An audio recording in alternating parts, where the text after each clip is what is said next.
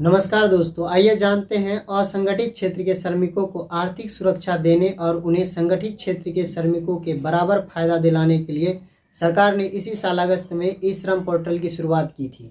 सरकार का मकसद इस पोर्टल के जरिए देश में मौजूद असंगठित क्षेत्र के श्रमिकों की जानकारी को जुटाना और उन तक सभी सरकारी योजनाओं का लाभ पहुँचाना है। इसके लिए श्रमिकों को ई श्रम कार्ड दिया जा रहा है, जिसे दिखाकर श्रमिक आसानी से सरकारी योजनाओं से रोजगार के अवसर प्राप्त कर सकते हैं। आइए जानते हैं ई श्रम कार्ड क्या है। ई श्रम कार्ड सरकार के द्वारा श्रमिकों को दिया जाने वाला एक खास कार्ड है, जिसके होने से श्रमिक असंगठित क्षेत्र का एक कामगार है और जिसके सभी दस्तावेज ई श्रम पोर्टल पर वेरीफाई किए जा चुके हैं। यानी अब श्रमिकों को अपने फायदे पाने के लिए ज़्यादा दौड़ भाग नहीं करनी होगी। वह इस कार्ड को दिखाकर कहीं भी रोजगार के फायदे पा सकते हैं। ई श्रम कार्ड के फायदे क्या हैं? ई श्रम कार्ड हासिल करने वाले मजदूरों को देश में कहीं भी रोजगार आसानी से प्राप्त हो जाएगा। डाटाबेस में उनसे जुड़े आंकड़े होने की वजह से उन्हें काम पाने में प्राथमिकता मिल सकेगी। इस श्रम पोर्टल पर रजिस्टर्ड श्रमिक को 2 लाख रुपए का दुर्घटना बीमा कवर दिया जाएगा। पोर्टल पर रजिस्टर्ड श्रमिक यदि दुर्घटना का शिकार होता है तो या मृत्यु होती है या पूर्ण विकलांग स्थिति में 2 लाख रुपए की धनराशि दी जाएगी। वहीं अगर श्रमिक आंशिक रूप से विकलांग होता है तो इस बीमा योजना के तहत वह 1 लाख रुपए का हकदार होगा।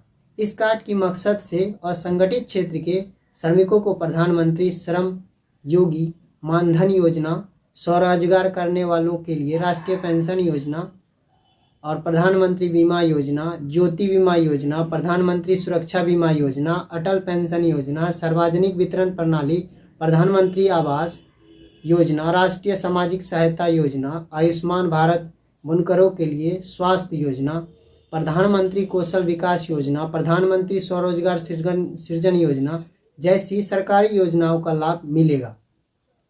क्या है ई रजिस्ट्रेशन की प्रक्रिया और शर्तें?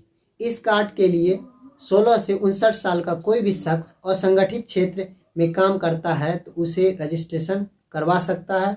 रजिस्ट्रेशन ई श्रम पोर्टल के जरिए कामगार या खुद कर सकता है या फिर कॉमन सर्विस सेंटर पर जाकर कर सकता है। रजिस्ट्रेशन पूरी तरह से निःशुल्क है। कामगारों को पोर्टल या कॉमन सर्विस सेंटर पर रजिस्ट्रेशन के लिए कोई भुगतान नहीं करने पड़ेगा। किन किन दस्तावेजों की होगी ज़रूरत? पोर्टल पर रजिस्ट्रेशन के लिए वर्षकर का नाम, पेशा, शैक्षणिक योग्यता, स्किल जैसी जानकारियां दर्ज करानी होगी।